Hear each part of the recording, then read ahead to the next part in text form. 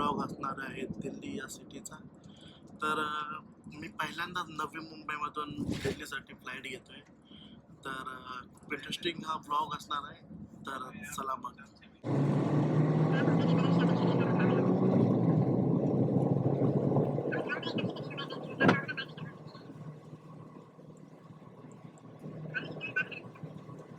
मी आता मित्रांनो एअरपोर्टला पोहोचलेलो आहे आणि बाहेरून हे नवी मुंबई इंटरनॅशनल एअरपोर्ट असं दिसतं.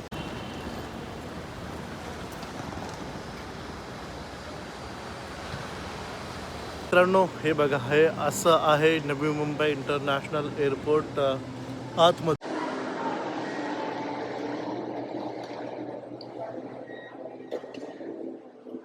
खूप मोठा एअरपोर्ट आहे.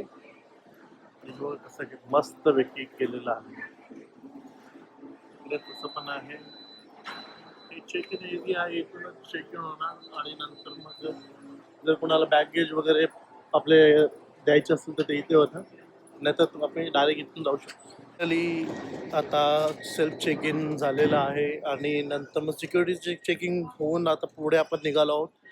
तर मित्रांनो 15-20 कंट्रीज फिरल्याच्या नंतरच्या अनुभवानुसार एक गोष्ट तर मी नक्की सांगू शकतो की आपल्या ज्या म्हणजेच टेक्नॉलॉजी आहे ना, ती एअरपोर्टची टेक्नॉलॉजी इतर कंट्रीच्या मानाने खूप लॅक करते. इथे सेल्फ चेकिंग सर्व्हिसेस नाही आहे सध्या अजून. आणि परत स्कॅनिंगमध्ये पण खूप प्रॉब्लेम्स येतात. खूप साऱ्या गोष्टी आहेत ज्या आपल्याला आहे ना टेक्नॉलॉजी डेव्हलप करावे लागतील. बाहेरच्या देशामध्ये जसा तुम्ही माझे पूर्ण ब्लॉग पहा, त्याच्यामध्ये जे टेक्नॉलॉजी दाखवलेली आहे एंट्रीची चेकिंगची, त्या इथे लाईक करत आहे. आणि हे फक्त नवी मुंबई नाही तर मुंबई एअरपोर्टमध्ये देखील. हे बघा एक आतमधून असं आहे, काय सुंदर बनवलेलं आहे.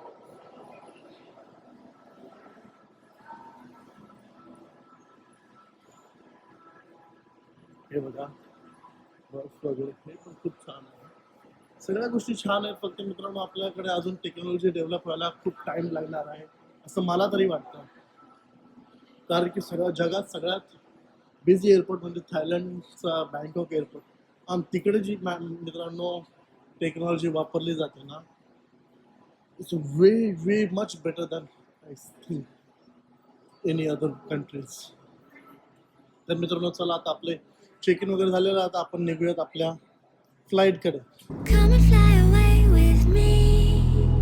Come and fly away with me. Come and fly away with me. Come and fly away with me. Come and fly away with me. Come and fly away with me. Come and fly away with me. Come and fly away with me. Don't you be afraid, everything will change. You and I jumping off the edge. They say dreamers never die. So come and fly, come and fly, come and fly away with me. We're rising, we're falling, we're making through. We're climbing, we're soaring, 1,000 views.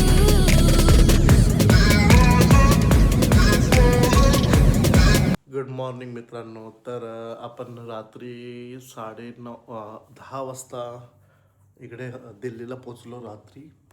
आणि नंतर मग आपल्यासोबत एक scam झाला मित्रांनो.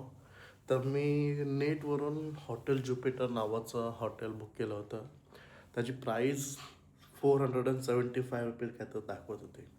तर त्यामुळे chip hotel आणि एअरपोर्टच्या लगेच 10 मिनटावरती हॉटेल होतं म्हणून आपण बुक केलं. कारण की टाईम खूप झाला होता. नंतर दुसऱ्या हॉटेलला जायला चेक इनचं टायमिंग चेंज होत राहतं. म्हणजे 10च्या किंवा 11च्या आधी आलं तरच तुम्हाला रूम भेटतात. तर असा सीन असतो. त्यामुळे आपण मुंबईवरूनच हॉटेल बुक केलं होतं एअरपोर्टच्या बाजूला.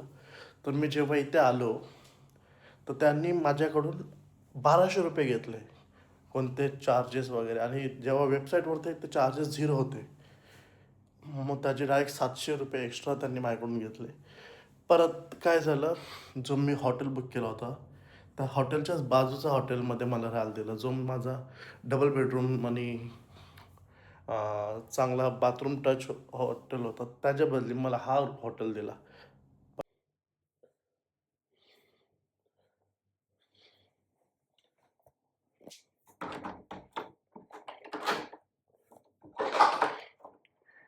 इथं सगळं थुकलेलं वगैरे असे हॉटेल दिलेलं आहे. इथं ठेवायला धरून सामान नाहीये. बघा तुम्ही पाहू शकता, सगळे जुने बेड्स वगैरे मॅट्रेस ठेवलेत. एक खुर्ची वगैरे सगळं तुटलेलं आहे. हे बघ कसं आहे, आणि दरवाजा बघ कसा आहे, सगळं तुटला दरवाजा. दरवाजा लॉक नव्हता, तो वरतून लावायला सांगितलं रात्री मी. आणि हे बघा टेबल्स वगैरे, आणि बाथरूम पण तसंच आहे. सगळं तुटला फुटलेला बाथरूम. हे सांगायचा उद्देश असाच आहे की जर तुम्ही कुठे दिल्ली वगैरे फिरायला साईडला येत असाल तर ते खूप स्कॅम होत असते. तर त्यामुळे याच्यापासून वाचण्यासाठी तुम्ही कृपया चांगले हॉटेल, जे मोठे मोठे हॉटेल, नोवोटेल किंवा हयात रेसिडेन्सी असे मोठे मोठे हॉटेल बुक करा, जेणेकरून तुमच्यासोबत स्कॅम होणार नाही. कारण की दिल्ली म्हटलं की स्कॅम हा येतोच. तर चला मग आता.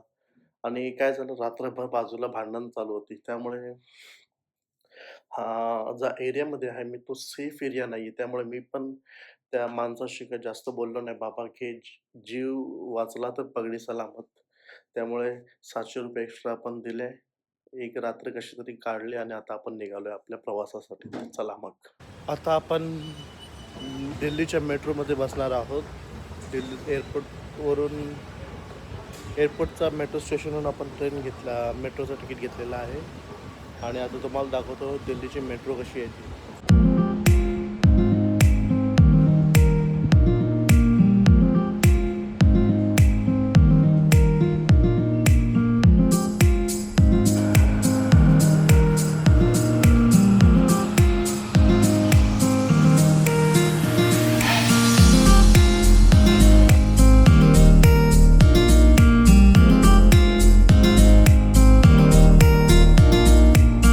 नमस्कार मित्रांनो, तर मी आता पोचलो आहे जंतर मंतर येथे. तर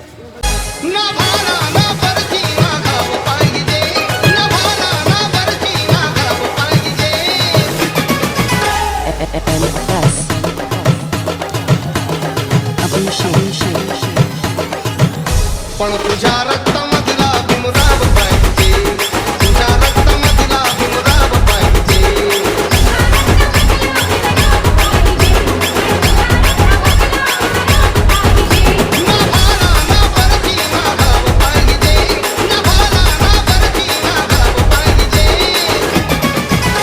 पण तुझ्या रक्तामधला भीमराव पाहिजे, तुझ्या रक्तामधला भीमराव पाहिजे.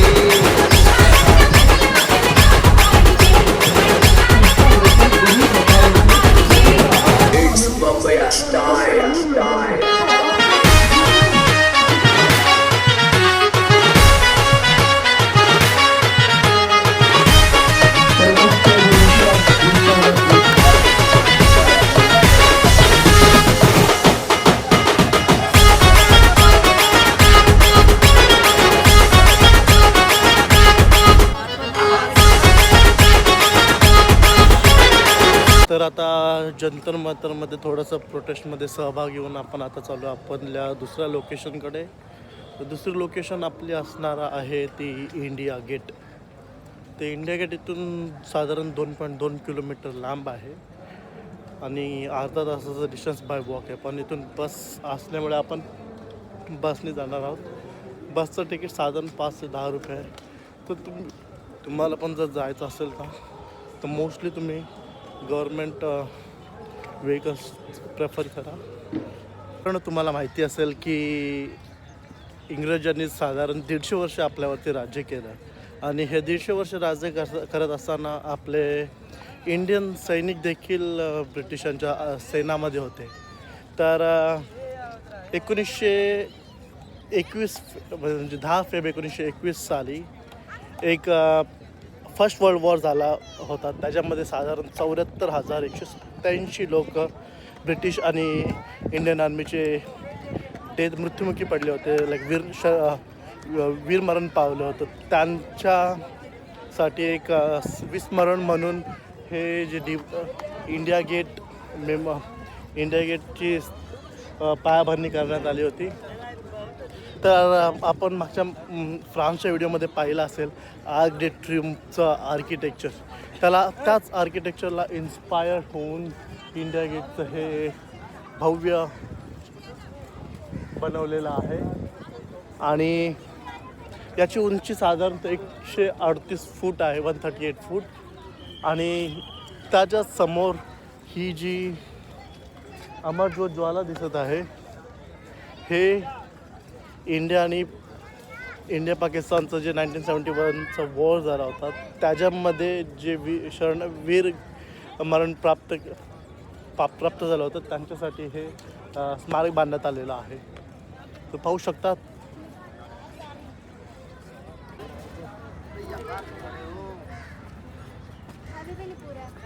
साधारण 12 वर्षानंतर मी पुन्हा इंडिया गेट जवळ आलेलो आहे. तर आपण मला एक मागचा म्हणजे ओल्ड आठवण म्हणूनचा एक फोटो दाखवेल 12 वर्ष अगोदरचं तुम्हाला. तर खूप सारे चेंजेस झालेले आहेत तिकडे. तर तुम्ही माझ्या पाठीमागे पाहत असाल तर समोर एकदम पुढे गेलात ना की हे दिसतंय, ते आहे राष्ट्रपती भवन. तर आपला जेव्हा प्रजासत्ताक दिन असतो 26 जानेवारी, तर तिथून टॅटू निघतो. टॅटू म्हणजे मार्च, जी आपले सेना असते ती पाय वॉक करत इथपर्यंत येतात. तिथून ते इंडिया गेटपर्यंत सलामी देत, राष्ट्रपतीला सलामी देत राहतात पुढे. खूप चांगला एक्सपिरियन्स असेल. जर तुम्हाला इथे बघायचं असेल तर प्लीज 26 जानेवारीला येऊ शकता तुम्ही. तर तिथेच राष्ट्रपती भवन आहे. परत आपले जे न्यू पार्लिमेंट आहे ते देखील या साईडलाच आहे जवळपास. म्हणजे ते प्रोटेस्ट चालू असल्यामुळे सगळे रस्ते वगैरे बंद केलेत, आपल्याला त्या साईडला जाता नाही येणार. त्यामुळे आपण फक्त इथेच इंडिया गेट दाखवतो तुम्हाला, पाहू शकता. तसं खूप आजूबाजूचा परिसर देखील खूप छान आहे. तर मित्रांनो, आता फ्रेश होऊन मस्तपैकी जेवण झालेलं आहे आणि आता आपण निघालो आहोत बस स्टॉपकडे. बस स्टॉपवरून आपण बस पकडणार आहोत आणि जाणार आहोत लाल किल्ला पाहण्यासाठी. तर चला मग.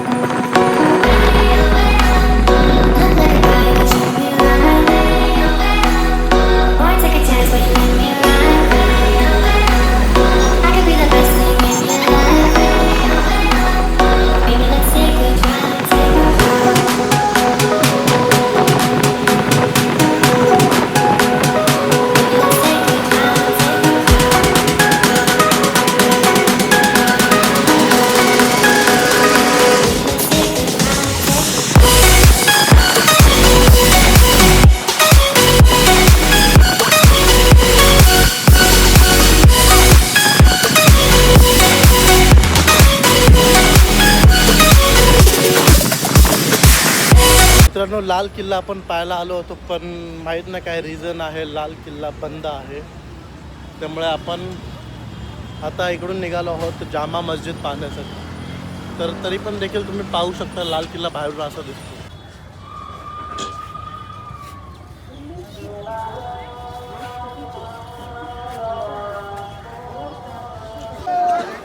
फायनली जामा मस्जिदला आपण आलेलो आहोत. आपण पाहू शकतो खूप मोठी मस्जिद आहे. तर मित्रांनो, आपण माझ्या पाठी बघू शकता, ही आहे जामा मस्जिद.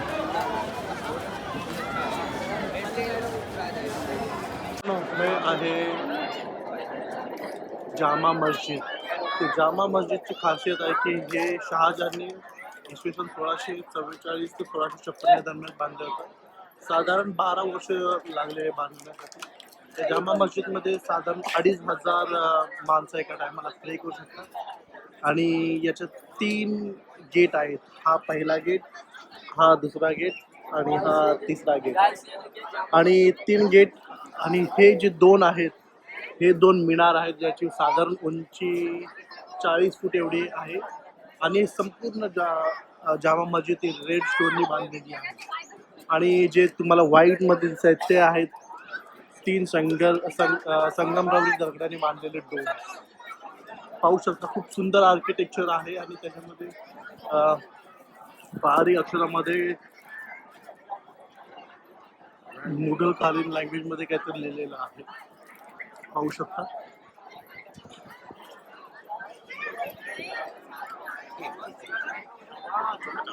मित्रांनो, जामा मस्जिद जवळ थोडीशी शॉपिंग केलेली आहे आणि गॉगल घेतलेला आहे.